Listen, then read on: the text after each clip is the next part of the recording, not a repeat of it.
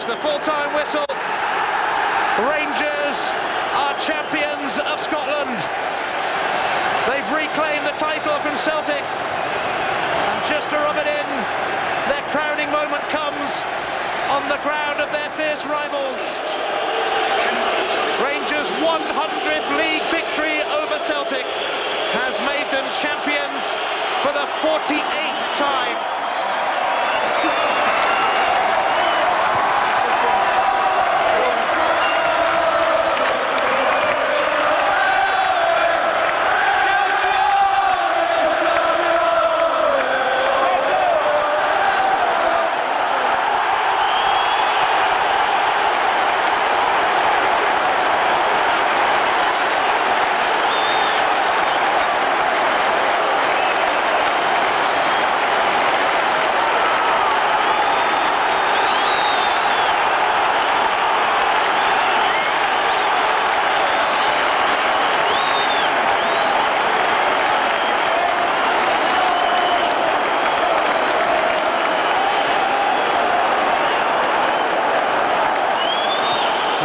To Mialbi. There's no time for anything fancy now. That's what you've got to do. Get it up there. Tommy Johnson. Away by Amoruso. Hugh Dallas has checked his watch. Here's Van Bronckhorst. It's all over. Last season they were left with nothing. This season they have everything. It's a tremendous treble for Dick Advocat's new look Rangers team. And it really doesn't get much better than this. Rod Wallace, the match winner. It's time for Rangers to bounce up these steps. Lorenzo Amoruso is about to show the watching world that Rangers have won the Scottish Cup and the treble.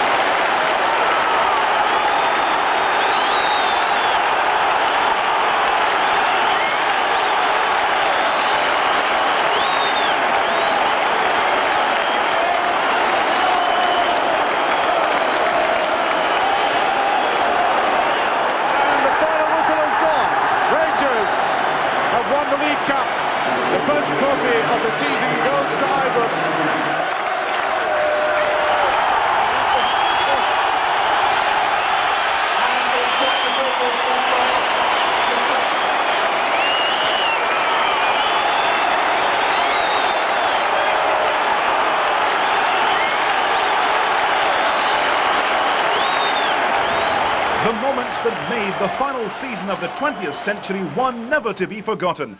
Join us as we relive the story of a glorious treble-winning season, the sixth in the proud history of Rangers Football Club.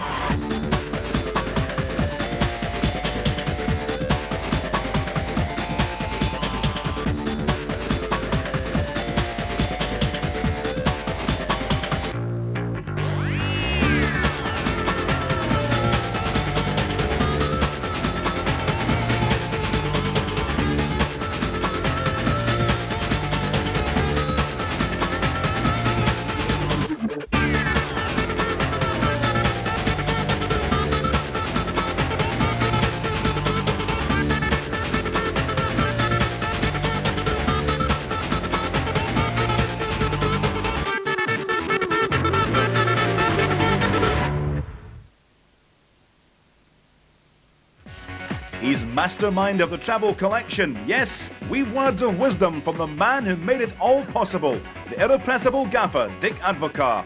Celebrate in style in the company of club captain Lorenzo Amoruso as he relaxes and takes stock of a great year in the club's history. Yes, all that, plus Lionel Shaboni on the ups and downs of his first season in Scotland as he puts us in the picture with his views on football and life in general. It's what every Rangers supporter dreamed of, clinching the final championship of the century. But to win it on the ground of their oldest rival Celtic made the victory taste even sweeter. To actually do it there, you could see what it meant to everybody. And for myself personally to score the first and then the clincher, it was an unbelievable feeling. It's something that I'll remember for a long time.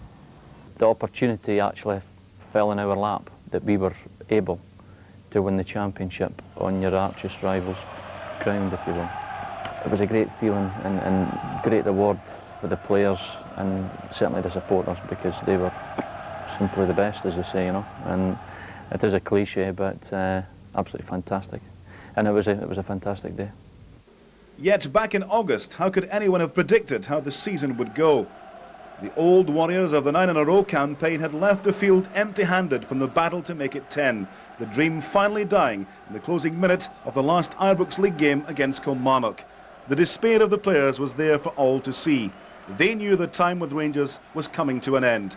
And it was the same for the manager, as Walter Smith went too.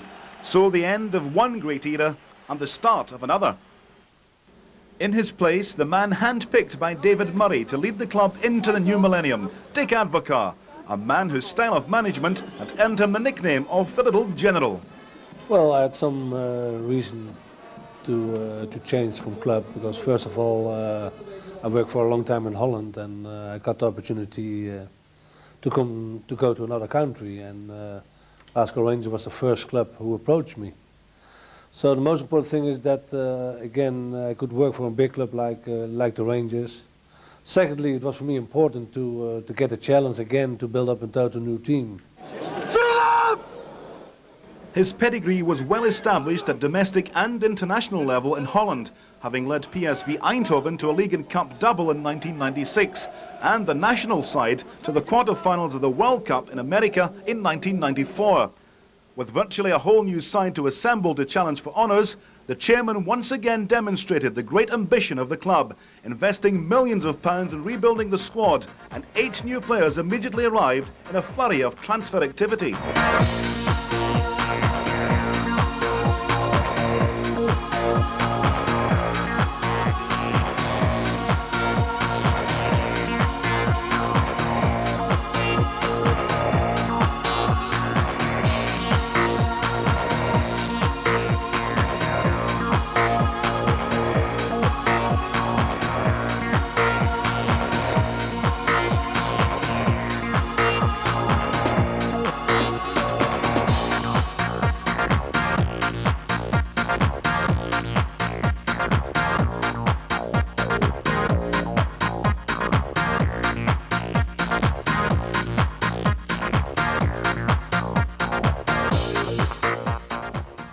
Well, we knew before that many players should leave the club, and that we have to start straight from the beginning, a total new squad. So many players were leaving the club, but also we have to bring many players back in. Yeah, most of the positions, I know how I wanted to play, so we tried to bring players in who can play on some position in the game. So we had some names, and again with the help of agents and Mr. Murray, but the most of the players I know for myself. Some players were possible to bring in, some players not. So the big problem was that we have to bring in players in a very short period, and yeah, sometimes you make some mistake as well. I think the manager is the right person to join a team like Rangers, because when you have to change a lot of players, you need a man like him who knows which is the moment for to join, or to enjoy, or the moment for to work hard and to be a little bit hungry. I think it's not hard man, but I think it's man who we need here to set up everything and to make a good team. When Dick Advocaat came here, well, we had to build a new squad, and well, they lost the championship last year, so the fans are desperate to take the league flag back home, and we knew that. And from the first day we got together, we said, well, we want to win the league back, and I think. For a team who just 1 year with each other, it's real good that we won the league, and we can only get stronger in the next years. Yet there was an eerie sensation of déjà vu for Georges Alberts, Sergio Perini and Lorenzo Amoruso, the newly installed captain, as they took the field for the first league game of the season at Tynecastle. Despite the first of many Rod Wallace goals, Rangers went down 2-1, the exact score of the Cup final the previous May. Well, it was surprisingly after the game I said to the players, listen, we lost the first game, but I think the second half we played extremely good football, but we lost. That's possible, but I could see that the team has a lot of potential, and we showed that the next 17 games, to my opinion, and during the competition, we only lost, including the European competition, just 6 games, so I think it was an excellent results. The defeat only served to galvanise the side, who then went on to that unbeaten 17-game run on 3 fronts. In the league starting against Motherwell at Ibrox, the League Cup, and in Europe. The players had quickly got it together. Well, the most important thing is that you have an aim. When you start by a new club, then after that is the discipline, and the most important thing is hard working. With the talent they have, then you can get something out of them, and that is the beginning. I think as a team we had a real difficult pre-season because many players came from the World Cup and some players were bought after 1 month. So I think there were only 12 players beginning in the season, and it takes always a while for a team to get used to each other. And the first game against Hearts, you could see there was not a team in the pitch. There were just 11 players, and the players didn't know the strong or the weak side of each other. And I don't know why, but I think after that game we get along real good. And from that moment on, we played quite some good games, and well, we're sitting here and we won the league. It's just team spirit, basically, getting everyone together as soon as possible and making sure everyone sticks together, and that's what he did, and it's shown over the year. I think he's an outstanding coach, and he likes that the team is take responsible for their own job as well, and I think there is nothing wrong with it. I used to have that in Germany as well, but if the time is there, you have good fun with Dick Advocaat as well. But you have to separate that. Your job is your job, and if you do your good job, so you can have fun afterwards, and that's the way he's working. Instrumental in that run was Lionel Charbonnier, the flamboyant French international goalkeeper, who arrived in the middle of August from Auxerre.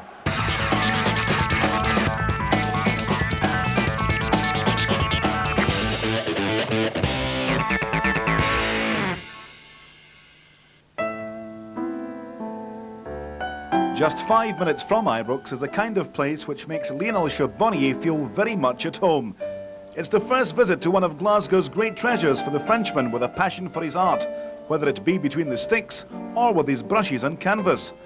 As an internationally renowned artist whose abstract landscapes hang in various galleries around Europe, he's pleasantly surprised at what's on offer at the Barrel collection. Oh, it's very great. I can imagine there was some paintings like that here, and I don't know why, but I never think about you can see a Cézanne or Sisley or Millet or some French pictures, and they have a very great collection. Yeah.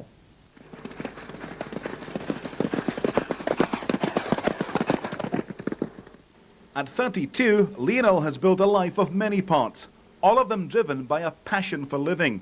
At home in Auxerre, he and his wife Anna run an equestrian training centre with 34 horses to breed, train and race. His life here is a totally different experience, but one which adds to the overall picture. It is absolutely the opposite. This is, I can have 2 lives, and this is maybe my second life. I have 1 life in France with horses, with in the countryside, and in a big park, and with no neighbors. And in Glasgow, I live in the city centre with in a small flat. But I'm like that. My life is very, very large. And that large life has made the football part of it easier to accomplish. I don't care about the other players. You know, when you have a player who comes in front of you, it's a man. It can be Pelé or Maradona or Ronaldo. I don't care. It's a man. He had 2 feet, 1 head, like me, and it's why I have a lot of things out of football. You understand? Because paintings and horses help me to I don't think, when I think about my horses and about my paintings, I don't think about football. And it's why I have a lot of things near the football. And this is my life. I need to have horses and paintings to play football. If I have not, then I can't play football. Unfortunately for Lionel, playing football in the treble season was restricted to a dozen league games and the European campaign up until his injury against Leverkusen. He'd quickly settled in at Ibrox, with the supporters revelling in his committed displays for the club. I said to my wife when I arrived in Glasgow, I said to her, I need maybe 6 months to have the fans with me, behind me, like I have in France with Auxerre or everywhere when I play in France. I have never trouble with the fans and with the other team. But I said I need 6 months for the fans to be great with them. And after 2 months, I heard the national anthem. You understand? And it was very, very great for me because I never expected that. And when I heard that, only one man has that in another country. It's Eric Cantona, and to be the second like that, it was wonderful for me. Yeah. But then came that awful moment against Leverkusen. Although Rangers won on aggregate, he lost, suffering the injury which put him out for the season. But it's failed to dampen his optimism. You can think, and it was, I thought, when I played the first game against Leverkusen, in Leverkusen, Rangers can win a European Cup. After that game, I phoned to my father, I said, oh, Papa, I never played with a team who played like that in European Cup. Auxerre, we done very well in European Cup. We went in semi-final and we beat Ajax Amsterdam, great team, great team, but we never play like Rangers play against Leverkusen, and that means it was a very, very important thing for the future. And where I lose against Leverkusen, it's because I don't play the next game. But I'm sure Rangers will make some things very great in Champions League because nobody waits Rangers because they think Rangers is a small team, Scottish Championships is not very good, and if everybody thinks like that, it's better for us. And because I know Rangers is a very, very good team with all the fans, I'm sure in Ibrox you can win against everybody. Little in football is certain these days, but as Lionel Charbonnier fights his way back to fitness and future glory, he'll approach that the same way as everything else in his life, with a passion. As one flamboyant Frenchman temporarily departed the scene, another more introverted one arrived, with the signing of World Cup striker Stéphane Guivarc'h for £3.5 million from Newcastle, where he'd been given little chance by their new manager Ruud Gullit. Without doubt, one of the greatest achievements of the season was overcoming Bayer Leverkusen, one of the top sides in the Bundesliga. Who can forget that scintillating moment in October in Germany, when the opposition were turned inside out with a goal comparable to any in the UEFA Cup.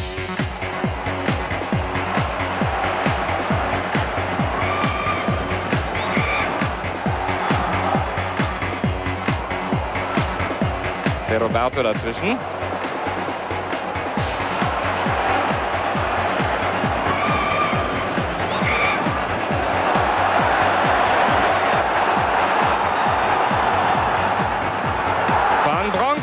Da ist es!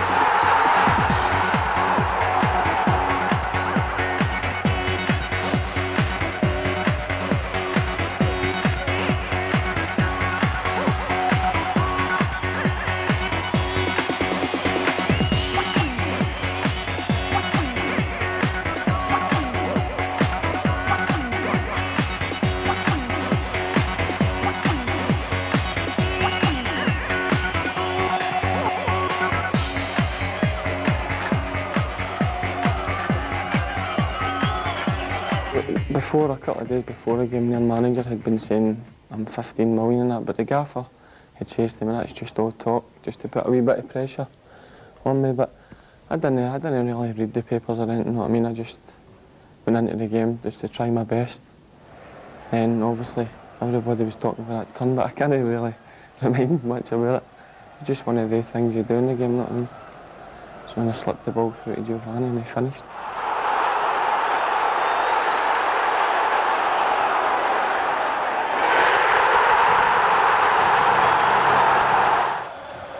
An explosive return leg on Guy Fawkes night ignited an incredible sequence of events in November.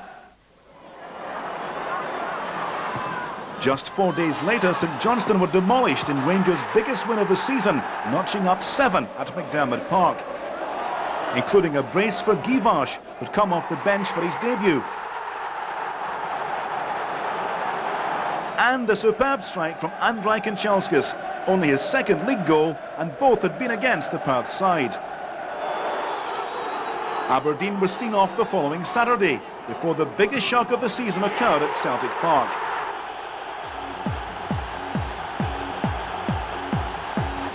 Scott Wilson was sent off with barely half an hour gone, and despite battling on with 10 men and a fabulous strike by Giovanni van Bronckhorst, Rangers went down 5-1 in a record Premier League defeat from their fiercest rivals. It was a result which brought home the importance of the fixture to all the new players. However, revenge, as they say, is sweet. Yet just 3 nights later, a packed Ibrox once again witnessed the European pedigree of the new Rangers when they came from a goal behind to secure a 1-1 draw with Parma.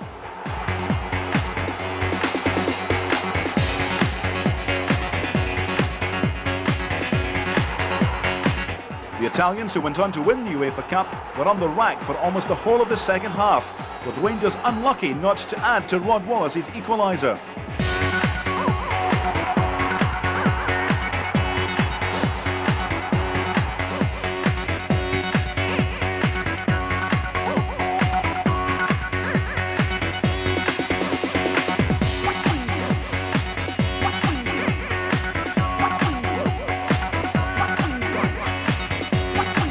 But there was still more to come. On the final Sunday of the month, the previous barren year was redressed with the first silverware of the new campaign. St Johnstone were the victims for the second time in a month, Rangers triumphing 2-1. It may not have been a vintage performance, but it showed the resolve of a Rangers side which had played 27 games prior to the final.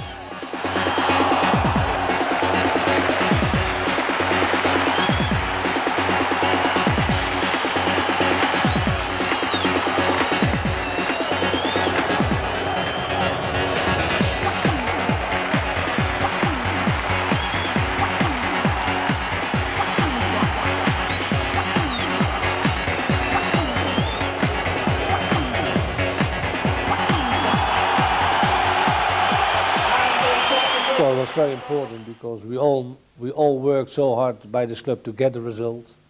The whole stuff around the manager and the players, and again, after so many changes what we have had in the beginning, it was a massive result from the club, and we were very happy, and that helps a little bit to go on the way what we start. So the season was going along quite nicely, with silverware back in the Ibrox Trophy cabinet and the side sitting proudly at the top of the league, 4 points clear of rival Celtic. Right on the heels of that 17-game unbeaten sequence was the toughest challenge of the year so far, taking on the UEFA Cup favourites Parma in their own backyard for a place in the quarter-finals. One apiece after the first leg at Ibrox, Rangers knew a goal would have to be scored at Italy. And the hammer duly obliged with a precise strike after the Italians' much-vaunted rearguard slipped up under pressure. My head was in position and tried to take us, and just on the halfway line I caught the ball. I saw where he wanted to play it and I caught it, and I just ran. The boy was behind me, chasing me, and I just thought, keep on going and score. That's the only thing you have in your mind. And after I shot and I saw the ball wasn't the goal, I was just delighted. But it all went horribly pear-shaped after that. Sergio Perini was red-carded and the Italians scored 3 in the second half. So the European dream was over. but only after a run that showed Rangers can live with the very best. And next season, it's a quite mouth-watering prospect of Champions League action at Ibrox. Well, the expectation is here always very high. Domestically, that's normal, but also European-wise. We did an excellent job in Europe, but it is important for Rangers that, or for Scottish football, that we come far, because even we did well in Europe, we still have to play two pre-qualification games to come in the Champions League. So there's still a long way to go. We did a good run in Europe. Don't forget we beat Bayer Leverkusen, we beat PAOK of Salonico, and that's a really hard game for us. We lost against Parma, but I think Rangers shows in Europe, in Italy as well, a good football. And a lot of newspaper and some of my friends as well, they called me back and said, "Oh, Lorenzo, you have got a really good team." This team, I think, is young and can get better, I think, next season. Also because we have got one more year of experience, and that can be okay for us. We showed this year that we could cope with the best teams in Europe. We played against Leverkusen, we won quite confident. And against Parma we did quite well. And we only lost one game out of 10, so I hope we can do that next year again.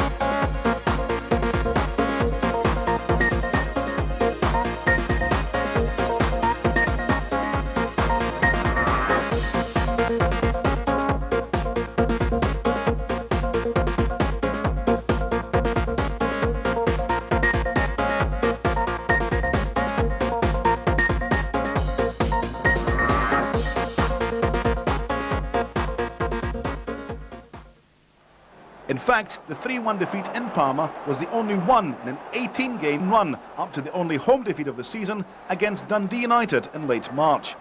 During that period was the first midwinter shutdown in Scottish football history, preceded by a passionate and vibrant Old Firm New Year clash, which left Rangers 4 points clear of Kilmarnock at the top of the table and 10 clear of Celtic.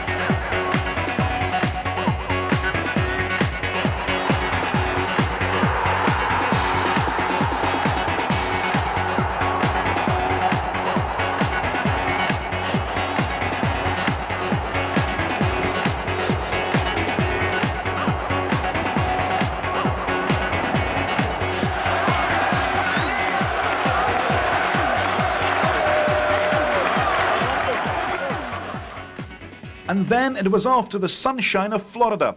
Ideal conditions for hard training and some much needed rest, and a relaxed atmosphere for the squad to get together. Very important, not only for me, but for especially for the squad, because it was a very demanding first half of the season with the European matches with the pressure to get the champion again. So no, we all need it, and the result was that the second half we start excellent, and I think that has also something to do with the break. Florida has been a good time for us because we have the time for restart again the season, to relax 5 days, 6 days, and start a hard training in America with the good weather, especially because sometimes in Scotland you can do the training who the manager would you like, but in Florida, because the pitch in here sometimes is very heavy. In Florida the weather was very good, and we did a good session of training there for 10 days, and I think that has been the real key to set up everything and to start again the season very well. Two of the players getting to know their new teammates were Stefan Klos and Neil McCann, who both joined in December. Stefan played his part in winning the treble, particularly in the cup final, with some outstanding saves. Stefan Klos keeps Rangers on course for the cup. But it was McCann, who came from Hearts in a £1.6 million deal, who proved pound for pound the best Christmas present Rangers could have received, adding a new dimension to the attack with his brilliant wing play and goal scoring. And who could have guessed the place he was about to book in Rangers' long and illustrious history? It's a dream move for any player to come to Glasgow Rangers, so I was delighted when I knew the manager was interested in signing me, and it's went on and on since I've signed. Things have just got better and better. It had taken over 6 months to get the player, after the manager on a visit to Ibrox at the tail end of the previous season had seen Neil score against Rangers for Hearts. Well, when I spoke to the manager, when I signed, he'd said that he'd seen me in that game, scored for Hearts, and it gives you your self-confidence a big boost when somebody the calibre of the manager keeps an eye on you and wants you in his side. So it was great for my self-belief as well. Domestically, it was an excellent move, because for us it was important that we can change a little bit the system. Because on the left side we played with from Bronkhorst and George Alberts. Both are a little bit similar players who like the ball in the foot. Again, is a player with pace, and I think that was a big advantage for us. With the teams I've played for before, there was always a lot of foreigners in those sides, so I knew kind of what to expect in that. But I soon got into the way of things, as I say, quite quickly with a couple of boys that I knew, like Derek McInnes and that, Ian Ferguson, Barry. They kind of brought me into it. And training, right from the first training session, there was a wee bit of banter about different things and that kind of helped break the ice. Yvon's trying the touch, has gone side, in goes McCann. McCann goes in across there, Wallace makes it 2, Rangers 2 up. Rangers roared back from the winter break, scoring goals as if they were going out of fashion. 28 were netted in 6 games in the League and Cup, with 5 of the matches away from home. One incredible fortnight in February summed it all up. First, the St Valentine's Day massacre, a 6-0 Tennant Scottish Cup murder of poor Hamilton Accies that saw both McCann and Tony Wiedmar score their first goals for the club. It drops off his head and in, and that's 3-0 Rangers. Kanchelskis. Now McCann for number 6. Emphatic for Rangers. Then Dundee were devastated 6-1 in the league, thanks to a George Alberts hat-trick and a stunning effort from Giovanni van Bronckhorst. And title-challenging Kilmarnock were humiliated 5-0 on their own turf. This time it was top scorer Rod Wallace who weighed in with the treble. There's a good run there. Goodman suddenly popping up. Must be the hat-trick. No, yes! Well, a little bit of a ricochet. 17 goals in 3 games. Rangers sent out a warning to the rest that said, catch us if you can. Pace, still going, oh, what a goal! Oh, he kept his head brilliantly, and that is almost a replica of the kind of goal he scored against. Well, the first one at Hamilton was good for myself, because as a player you're always wanting to score, and I knew that when I got my first one then other goals would follow, and I went on a wee run after that. I think my first goal at Ibrox was great. To actually score in front of your own fans is always very special. And scoring against my club Dundee as well. Now it's a Mato. The goal against Dundee, well, for me personally, was the best goal I made this season. And Van Bronckhorst! Just from the moment it went from my feet, I knew it's going to be in the top corner. It's just one of those shots when you know, well, this is going to be a goal, definitely. And then, well, when I hit the ball and I saw the ball straight in the corner and just saw the keeper flying to it, but he just couldn't reach it. So for me, it was the best goal I made this season. The team played very well that day, and I think the nicest goal for me at that day was when Neil McCann had a nice chip towards me. It was a beautiful goal and a beautiful play to the goal, and I was quite happy because it's my first hat-trick ever. So hopefully there come a few more for Rangers and myself. Rangers were now 10 points clear. Every peak, though, brings a trough in its wake. And the first sign of nerves showed with a home defeat by Dundee United and another away to St Johnstone the following week. The first time for 5 years that back-to-back losses had been accumulated. I knew that sometimes the bad period is always behind the angle, because every season you have to feel something wrong in your team. It's normal. I think it's football, it's life. And in fact, we lost a couple of games against Dundee United at home and St Johnstone away. But also during that game, what we lose, I think the team was good. We didn't score a goal because we missed a lot of chances. But the performance of the team was not perfect, but was good, because the team was working really hard, but we didn't took any points from that result. But you know, I always said to the guys, the players, keep on going, boys, work hard, because if you work hard, in the end you can think something good. And that was the way what we did in that period, and I think that's been good for us. However, more hard work on the training pitch and the 1.2 million signing of the American World Cup captain Claudio Reyna from Bundesliga side Wolfsburg steadied the ship as the final push for the championship began. After St Johnstone were dispatched 4-0 in the Scottish Cup semi-final, this goal from Giovanni Van Bronckhorst secured a midweek win over Dunfermline at Ibrox. And the following Sunday, Tony Wiedmer's second goal of the season got a share of the points back from Dens Park. And Rangers have equalised right at the start of the second half. Dundee's dogged defence finally breached by Tony Wiedmer. But it was 1 week later against Aberdeen at a packed Ibrox that the title drew that little bit closer. St Johnstone had beaten Celtic the previous day and anticipation was high. Bathed in glorious sunshine, the supporters created a party atmosphere with the now famous Rangers karaoke.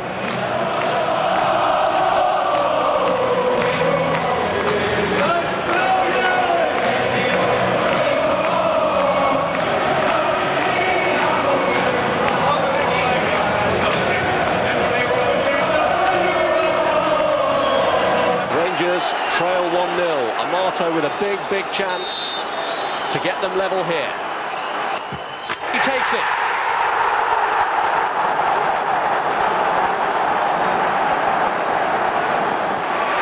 McInnes spreads it neatly to Kanchelskis. 4 in the box for Rangers.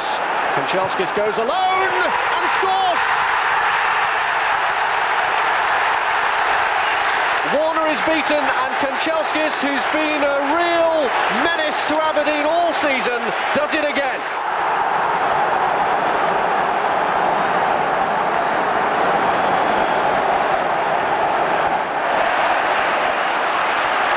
Here's Amato. Rangers suddenly springing on the counter-attack. It's Wallace! It's number 3!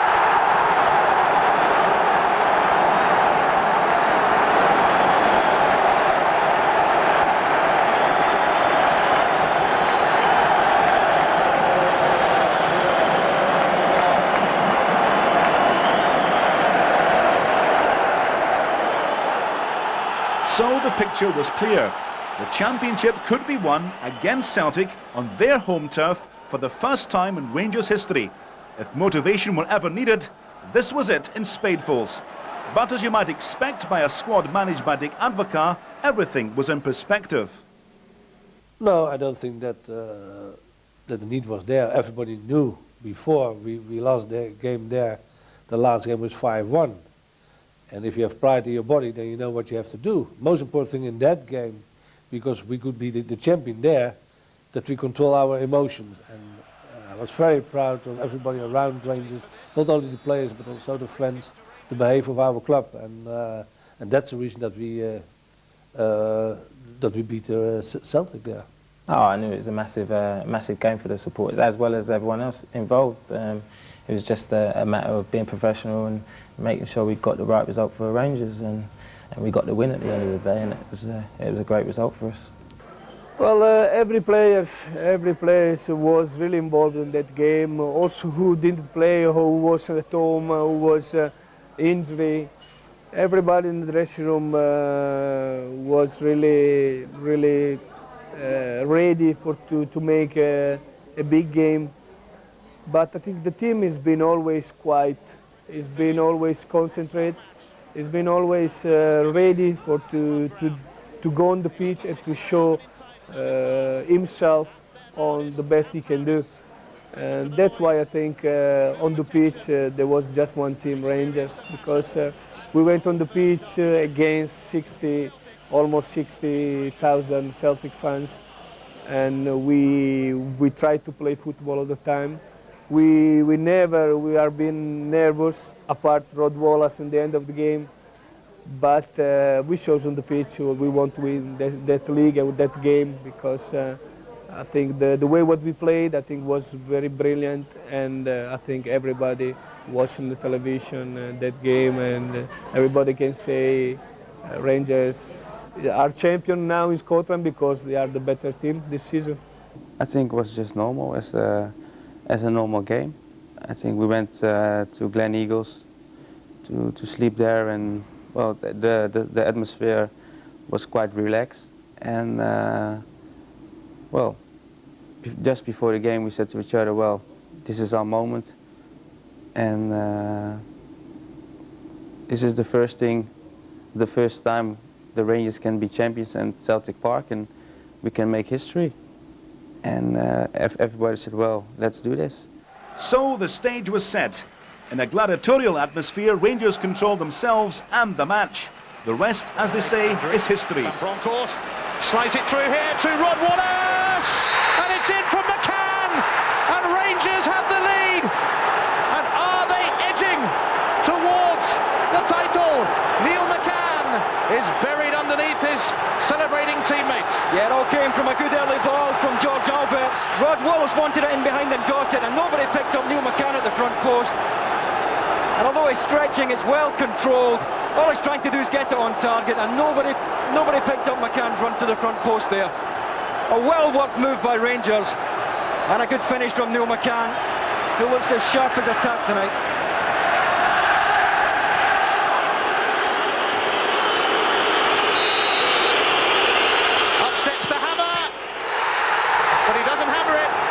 Side-footed into the corner, and Rangers are closing in on the new Scottish Premier League trophy. Yeah, the perfect penalty there from George Alberts. Went for precision this time and just knocked it inside the left-hand post. Fine penalty. Stuart Kerr guessing the wrong way. Neil McCann. McCann is through here.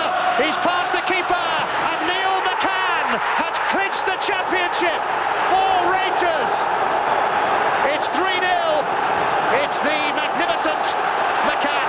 Yeah, his pace really has destroyed Celtic at times tonight. And I think it's Scott Marshall who was caught on the wrong side of him here. The ball's played through. Scott Marshall tries to win it, caught on the wrong side. McCann's quick enough to knock it past Kerr and roll the ball into the net. Still a fair bit of work for him to do here as Stuart Kerr came out to close him down. And he handled it beautifully. Celtic just caught short here at the back. Scott Marshall gambled, tried to win it in front of Neil McCann, was caught. And McCann did well. Delight for Dick. It's the full-time whistle. Rangers are champions of Scotland.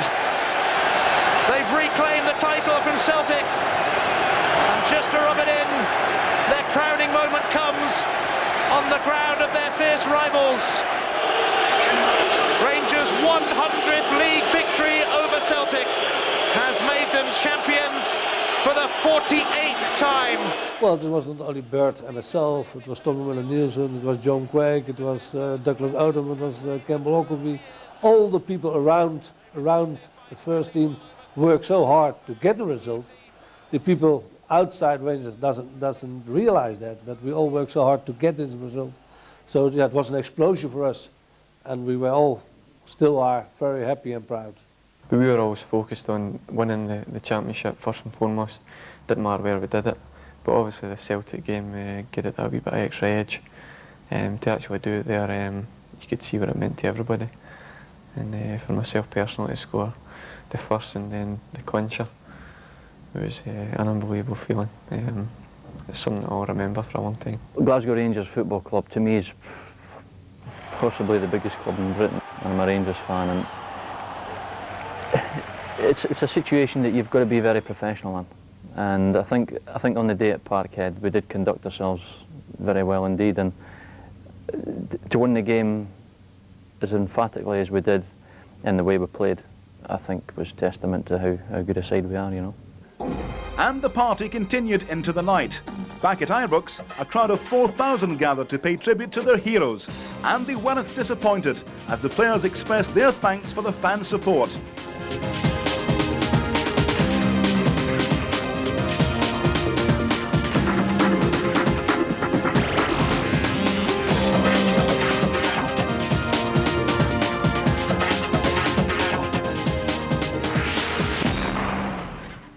Absolutely incredible. I mean, we came back here with Jimmy Bell, the kit man. He brought the coach in at the Broomloan Road end, and we got off the coach, lined up right along the pitch and ran towards the fans at the other end, and it was a great night. It was a great day for us as well.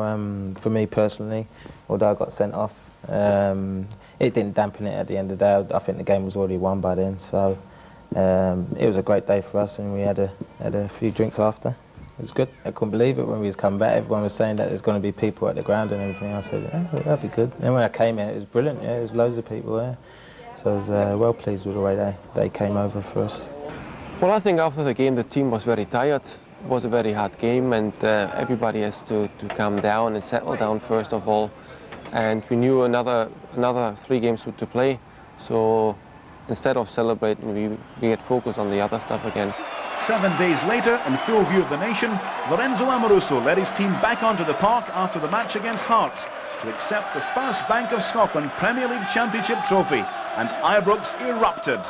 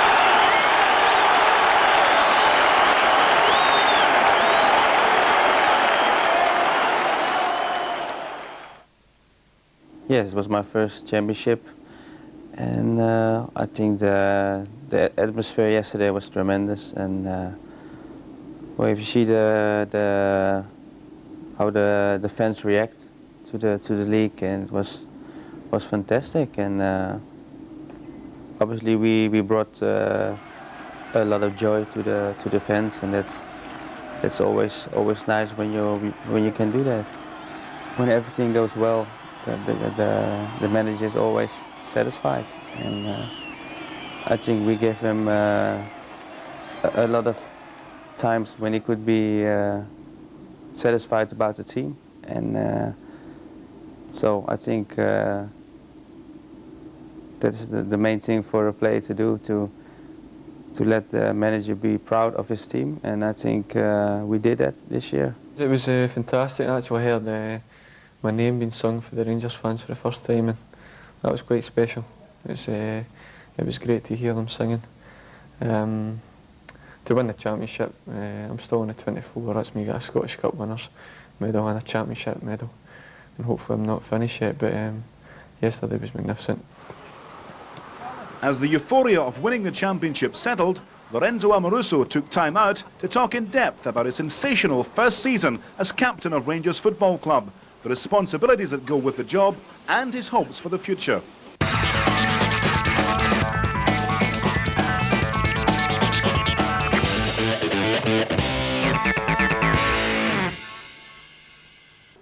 Lorenzo and his girlfriend Christina arrive at their sports club on a much appreciated day off for the club captain. It gives him time to relax and reflect on the intense pressure he's faced at the start of the new Rangers era. Signed the previous season for $4 million from Fiorentina, where he'd played 75 league games in Serie A, Lorenzo was plagued by injuries, which restricted his starts in the team. Even in this campaign, it took some time for him to reach the standards he expects of himself. But now everyone knows why the investment was made in the first place. And with the frustrations over, he's enjoying his life in Scotland, both on and off the pitch. In Glasgow, in Scotland, there are a lot of things you can see, especially cathedrals, especially castles, and also it's nice for people like me and Christina who like to go on the woods, sometimes on the park, to have a nice walk, you know. And that's important because it's a country where you can, when the weather is good, you can go around and walk and visit something, you know. And just how important is it to you to have Christina with you? It's very important, but I don't think it's just my case, how the wife or the girlfriend is important. I think it's the case of whole players, and that's my opinion, but I think also a lot of players, they can have the same opinion because, you know, during the season you can have good period, bad period, and the wife and the girlfriend always are with you on the same house, the same bed, and the same place where you live, and they can help you a lot of times, and that's very important for a player who has to leave his country and maybe to go in another country and maybe set up everything. I think it's very important to start the adventure with a girlfriend or wife as well. As captain of Rangers, Lorenzo has responsibilities. Firstly, to lead the team on the park, but also to be an ambassador for the club. To be a Ranger captain, it's very important. It's proud of me to do that. But I think the people want to talk always football, football, football. That is good, but sometimes the people have to understand also that you want to talk maybe, I don't know, something else, you know, food, or maybe the dress in Scotland, or, you know, some place, you know. But sometimes you can do with some people, some other times you can't do, but that's not important because I think to talk with the people or to sign an autograph or make a picture is part of my job.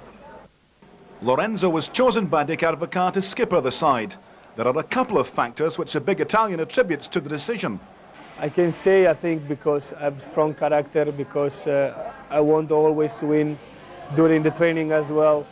And maybe because I think sometimes you need a good future for to set up your team. I think I was one of the players who has got more year of contract with Rangers, and that I think was the reason why the new manager gave to me the hairband. The character is very strong, I think, because we are young, I told you, but we always we want to improve ourselves, and always we want to follow the suggestion of the manager. That is important, because if you want to become a good team, not just in Scotland, but also in Europe, I think you have to follow the suggestion of manager, and also you have to win, and you have to improve yourself all the time.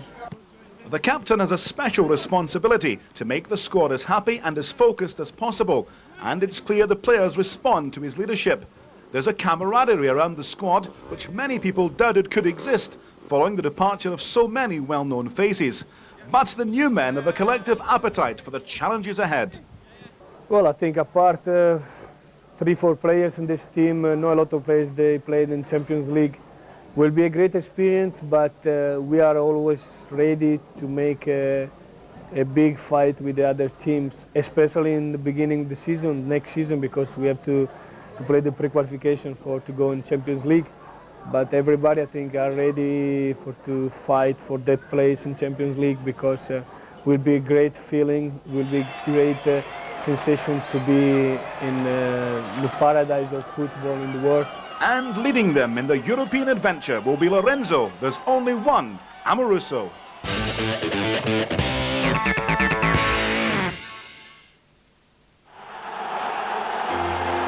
But the season was far from over, with the Scottish Cup final to look forward to on the last Saturday in May.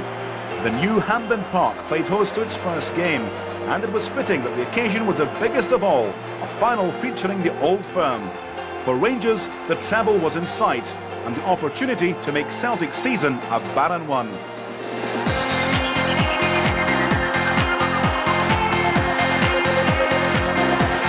McInnes snapped in, and Wallace might just get to this, you know. He has done. Wallace is in. Oh, and Jonathan Gould just managed to get his hands on it. Here's Larsson meantime. A horrible bouncing ball for Rangers. And Larsson almost capitalised. Mjällby. Step D'Amato for Rangers. And Bronkhorst. Vidmar. It went away from Wallace, but it comes back to him! And Rangers are in front in the Scottish Cup final! And it's Rod Wallace!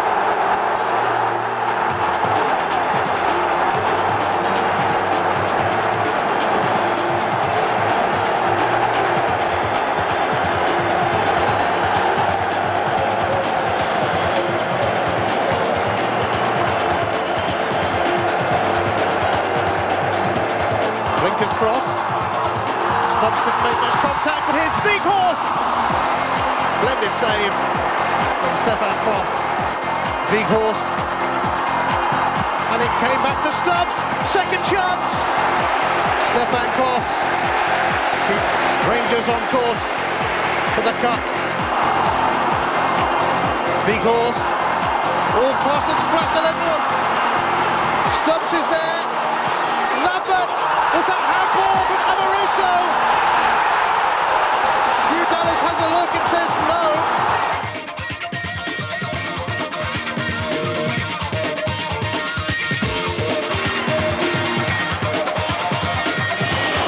Lambert to Mjällby. There's no time for anything fancy now. That's what you've got to do. Get it up there. Tommy Johnson. Away by Amoruso. Hugh Dallas has checked his watch. Here's Van Bronckhorst. It's all over! Last season they were left with nothing. This season they have everything. It's a tremendous treble for Dick Advocaat's new look Rangers team. And it really doesn't get much better than this. Rod Wallace, the match winner.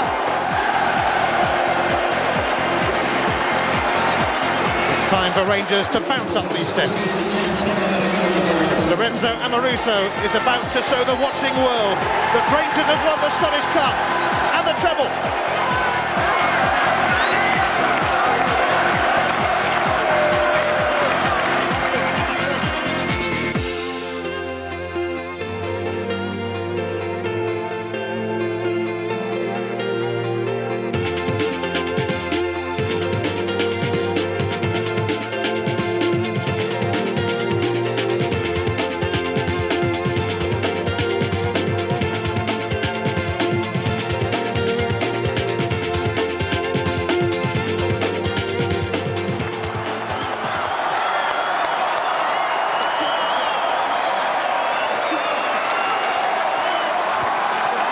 Later, the players mingled with friends and family at the reception at Ibrox. Ian Ferguson was finding it hard to believe he'd been involved in the match at all, and coming to terms with the fact he's the only player in the current squad who's savoured the treble twice.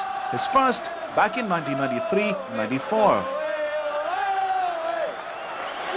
Gaffer came to me and says he was taking me as a 15th man to with the squad, and I was over the moon with that, just to be involved again after being out for 5.5 months, and to actually get on the subs bench I was over the moon. Just there's no words can describe how I felt when he named his team. They say football's a funny old game, and it is. You know, if I'd been out so long, getting 15-20 minutes at the end was incredible. I can't put it into words. It's just unbelievable, especially when we were going for the treble.